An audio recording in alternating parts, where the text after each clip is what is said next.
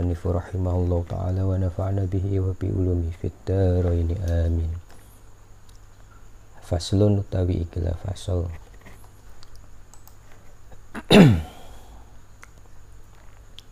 Syurutu wujubihi khamsatun.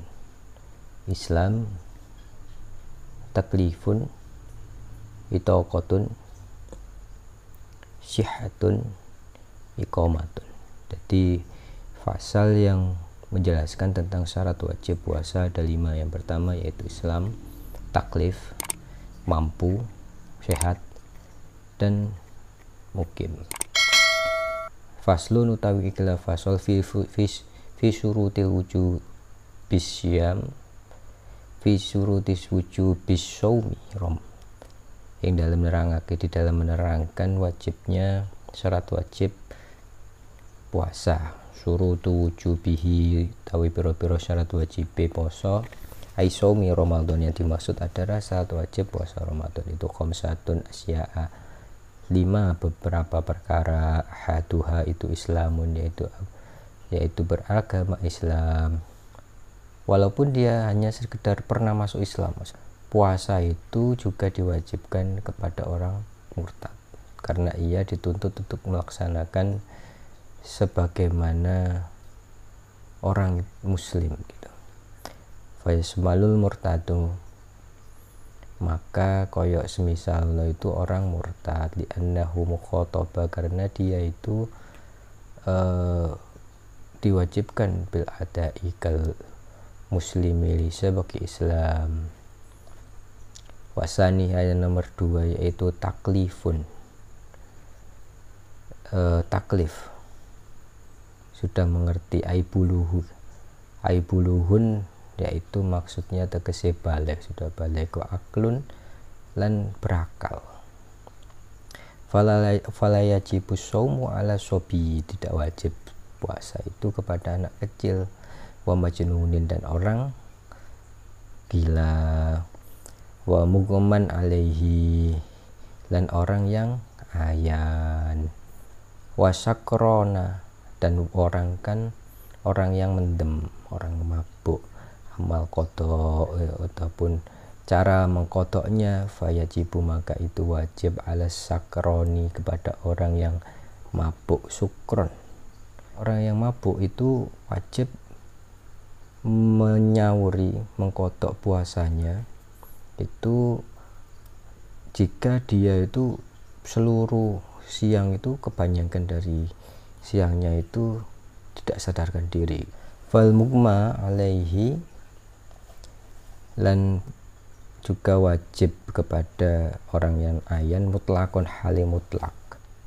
Jadi orang yang ayan itu wajib mengkodok, dan juga orang gila. Jadi kalau ayannya itu karena kecerobohannya, karena sesuatu yang disebabkan oleh dia, maka dia harus segera mengkodoknya. Tapi kalau itu bukan karena kecerobohannya, maka dia tidak harus buru-buru, tidak harus cepat-cepat mengkodoknya. Begitu juga orang gila wajib mengkodoknya jika itu sudah sadar orangnya.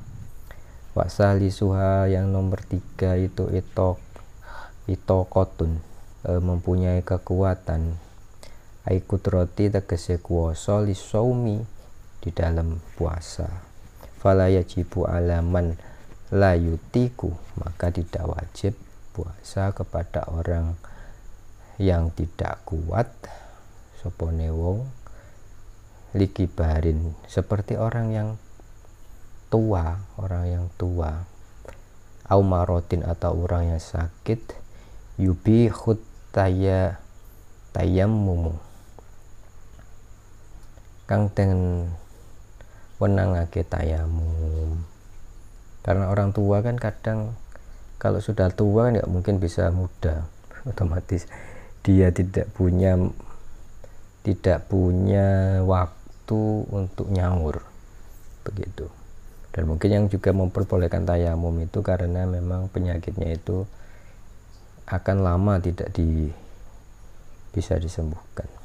Warobi uha yang nomor 4 itu syihatun sehat, fala yajibu maka tidak wajib alal maroti kepada orang sakit. Qala fi syarhil manhaj, berkatalah dalam syarah kitab Minhaj, wa yabahu tarkuhu biniyatit tarakhusi, dan niatnya orang yang tidak berpuasa diperbolehkan tidak berpuasa itu dengan niatan tarakhus, meminta keringanan sebab sakit. Jadi kalau andai kata dia sakitnya dia sakit terus kalau digunakan untuk puasa, maka sakitnya itu takutnya tambah parah, walaupun puasa sakitnya itu terjadi di tengah-tengah puasa, sehingga karena sakit parahnya itu dia diperbolehkan tayamum. Sehingga ada juga tanda-tanda lainnya, yaitu dia diperbolehkan tayamum, maka sakitnya memang benar-benar parah. Summa qala Zayadi, maka dawuh siapa itu Imam Zayadi, wa afta lan mutusi sapa adroiyu ahdan karena melihat minhunna dari kenyataan yang pernyataan di atas tadi itu, bahwa para tukang-tukang itu yang tukang kayak yang panas-panas ya, itu harus niat di waktu malam. Sabit annahu yalzamu hassadaini, wajib piro-piro tukang yang kerjanya kan kalau dia kan panen kan nunggu panen ya, nggak tiap hari panen, maka dia itu wajib puasa. Tiba-tiba di tengah-tengah memanen sangat haus dan capek dan tidak kuat, maka diperbolehkan berbuka. Jika tidak capek maka tidak boleh, maksudnya tidak terlalu capek, masih kuat ditahan ya, kalau bisa itu tidak diperbolehkan berbuka. Wa khamisuha, yang nomor 5 yaitu iqamatun, orang yang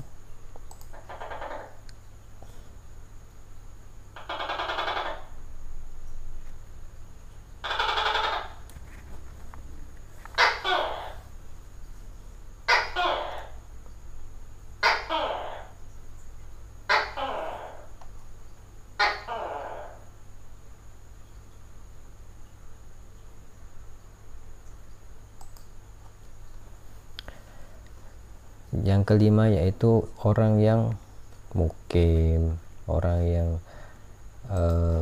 tidak kemana-mana.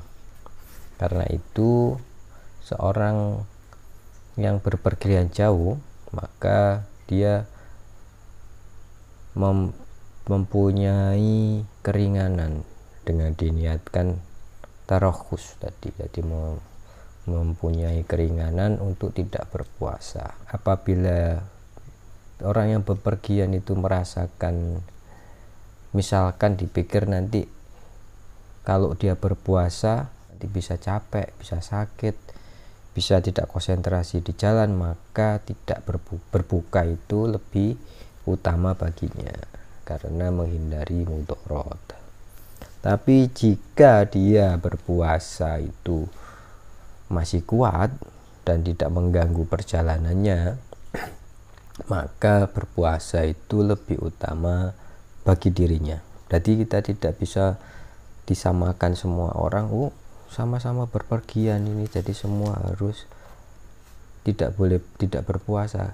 Dilihat dari kondisi orangnya, dia mampu atau tidak. Kalau mampu dengan berpuasa, maka dia lebih utama berpuasa. Tapi kalau dia tidak mampu, maka dia memperoleh keringanan untuk berbuka atau tidak berpuasa. Imam Ziyadi berkata, karena diperbolehkannya tidak berpuasa bagi musafir itu karena dia meninggalkan dengan tempat dilewati karena bab sholat musafir sebelum fajar. Karena itu kalau ada orang itu berniat puasa di malam hari misalkan itu, kemudian dia berpergian, jadi dia takut nanti ini berpergiannya ini sebelum fajar atau sesudahnya, maka dia tidak diperbolehkan untuk tidak berpuasa. Diperbolehkan, jadi kalau pergi, kalau bisa pagi-pagi sekali dia berangkat. Jadi dia pergi pagi-pagi sekali atau malamnya berangkat, maka jarak yang jauh, maka dia boleh tidak berpuasa. Yang dimaksud musafir ini bukan orang yang terus menerus berpergian. Jadi maksud musafir contohnya adalah sopir sopir bis, sopir kendaraan, ya mungkin juga sopir pribadi. Nah itu tidak itu adalah sesuatu, ini menurut Zyati ya, Imam Zyati, itu adalah sesuatu yang tiap hari dia lakukan, jadi kalau itu sesuatu yang tiap hari dia lakukan untuk aktivitas tersebut, maka dia tetap wajib puasa, tidak diperbolehkan berbuka. Jadi kenapa orang yang berpergian yang sementara ya, bukan pekerjaan harian, itu diperbolehkan untuk berpuasa. Seperti kita kerjanya tapi agak jauh, itu tidak diperbolehkan karena dia sifatnya adalah kegiatan harian, kebiasaan. Itu kerja, bukan bepergian. Jadi kalau dia orang yang bepergian, itu dia bisa mengkodoknya waktu di tempat dia sudah mukim, begitu. Nah kalau sudah kerja tiap hari kerja, dia kan tetap gak bisa kodok barang tiap hari seperti itu, sampai bertahun-tahun kerjanya, 6 tahun, 8 tahun, puluhan tahun kerjanya juga nyopir. Gimana dia mengkodok lah, safar terus.